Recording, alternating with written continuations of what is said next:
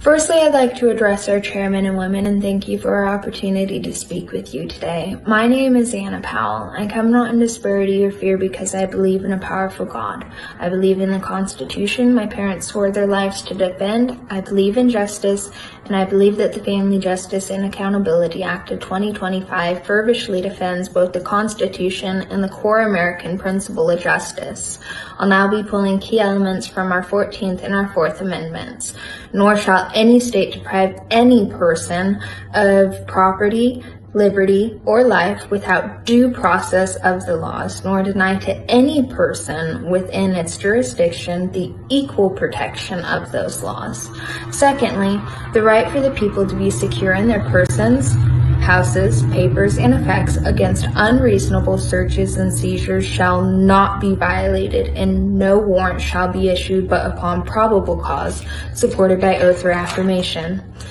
It would be presumed that given the positions that you hold, I wouldn't have to remind you of my constitutional rights, but seeing the numbers gathered here before you today, you can see that that's not only been a harmful assumption, but a dangerous one. Lack of knowledge has led to the downfall of parental rights, and it ends today.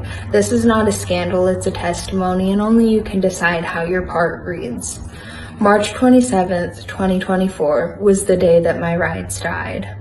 I'm a single mother. I was living with my grandfather doing his end-of-life care while simultaneously escaping from a dangerous situation. You can imagine my surprise when days after my daughter's first birthday, I was served with what the courts called evidence.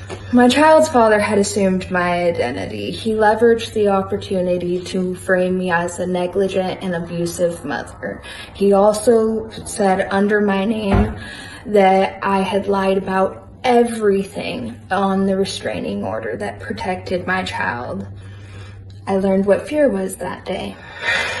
Furthermore, even upon receiving a letter from the chief of police about the open criminal investigation into the evidence that was handed in, my family law judge made the executive decision to allow for my child's father to have access to her. He even said, quote, "I'm doing this for you as a father." The judge sent me to mediation, stating that if I didn't figure it out, he would figure it out for me. Before I ever spoke a word, it was very clear to me that that judge had preconceived notations as to who I was, not only as a person, but as a mother, given the evidence that was turned into him. That evidence had my child's father found criminally guilty of identity theft a year later. Fear turned into terror, and the fight for my child's right to safety began. This is also where I learned that we do not have the rights that we're led to believe we do. Over the last year and a half, my child has experienced the very turbulent nature that I've dedicated my entire life to protecting her from.